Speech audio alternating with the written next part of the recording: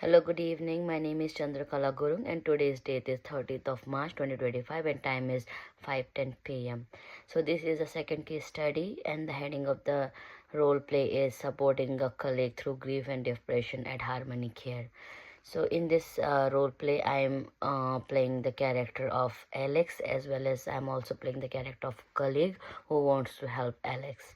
So I and Alex work in Harmony Care, which is a community service organization dedicated to provide support to vulnerable individuals and families within the community. So the organization's work schedule is very tight and require high attention to detail and effective communication among team members. So the case study revolves around a colleague named Alex who has been experiencing depression and grief due to the tragic loss of his younger brother Michael in a motorcycle accident. Alex was very close to his brother who was a very expert motorcyclist and met with a fatal accident and sadly loses life. So Alex, after the passing away of his brother Michael, goes into a very uh, deep grief and depression, and due to his sudden demise, he got very depressed and very sad, which can be visibly seen by the employees. He appeared visibly withdrawn, lacked his usual energy and enthusiasm at work, and often seems lost in thoughts. He also started taking frequent breaks and avoid engaging in office conversation, which was a noticeable departure from his previous social and proactive nature. So, as being his a close friend and his colleague, I decided to approach and ask him and try to help him how to overcome from his grief and depression. And there are few things which I have applied. Like I tried to help him by like asking and monitoring his how his emotional well-being is going. So I noticed like noticeable behavioral changes, such as by observing any behavioral changes or changes in work performance, having an informal conversations, asking him about his well-being, about his personal stress, personal life stress apart from work, creating a safe non-judgmental environment where he can share his feelings, coordinating with management if he needs further assistance, supporting and offering him by suggesting professional counseling or workplace resources for to overcome his grief from the pass away of his brother. If the symptoms of Alex worsen, I would seek help from management while maintaining confidentiality about his name, suggesting counseling or employee assistance program available in the organization for Alex.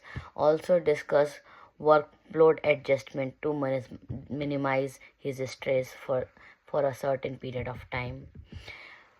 So because we work in a place where different type of people come, some people understand like what he's going through, but few they do not understand.